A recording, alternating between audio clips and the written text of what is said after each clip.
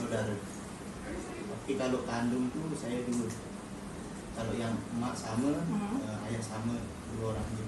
Tapi kalau ayah saya itu 3 kali dia kawin. Nah, jadi kalau seseorang itu 5 dia, saudara saya 5. Sebab 5 lah tenang Buat tujuan datang ke Malaysia? Nah, tujuan saya datang ke Malaysia itu untuk mengadu nasib sih. Kita nak cari lebih sih. Cari rezeki ya, cari rezeki ya.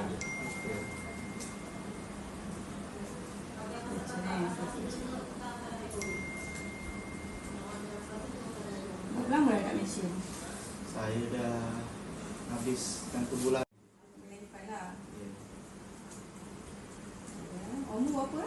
Umur saya 26. Ya. Kerja sebagai apa? Sini kerja apa? Potong buah sawit. Potong buah sawit. Ya. Penuai.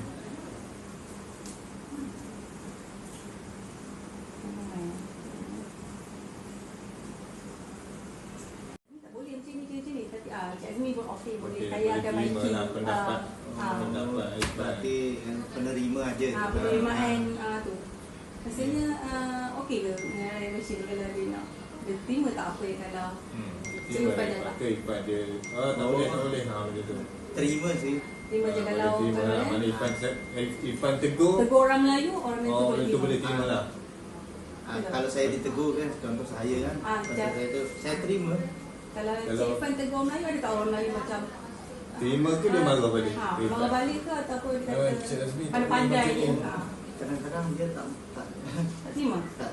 Saya kayak tapi saya tak pernah ngalamin kan saat-saat ini. Tak pernah Mungkin tegur. saya jarang, saya diam dia. Kalau ada masalah pun saya diam dia orang. Tak macam orang kan kayak sedikit marah. Kalau saya diam dia ngalah terus. Betul ke salah ke terima ya? Saya terima terus. Ini kalau pribadi saya kan.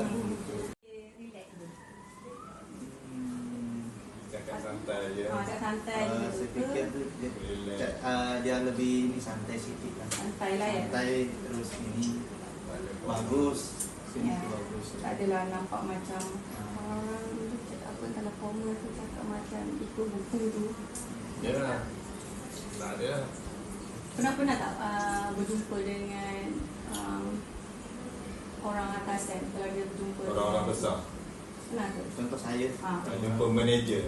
Manager dia waktu macam ni lah dia cakap macam waktu interview. Dia cakap kalau orang Melayu ni kalau jumpa dengan Cik Ifan dia tak ada cakap tengok macam dia. Rasa dia lain sikit, rasa dia bertapis. Ya betul. Dia kayak macam apa? Dia kayak tanya dia santai je dia ngomong dia. Ya. Tak terlalu kayak macam tak terlalu sangat dia tenang santai. Dari budaya sini ya. Sini Ifan tertarik. Oh macam ni punya. Dia tu.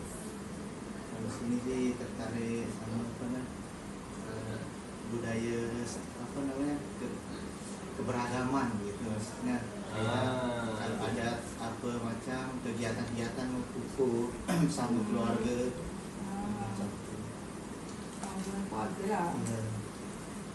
Gaya ke apa sama? Sambut sama. perayaan ke sama je? Sama. Okey.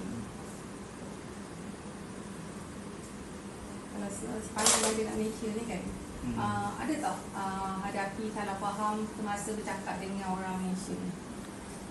Cukup takutlah contohnya perkataan tu bagi awak kasar, bagi dia orang ni macam kita orang okey je.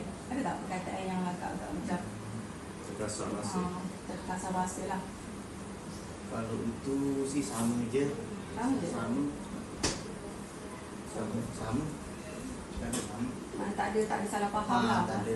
Tapi kadang-kadang kan kita tengok nak dia macam tu kayak kadang-kadang selip sikit lah, kayak contoh tak nampak sikit dari contoh makan kan. Makan tu contoh kalau kemangan dia kan kadang-kadang bahasa lain kan, mungkin dia salah apa? Tafsir. Salah tafsir ya.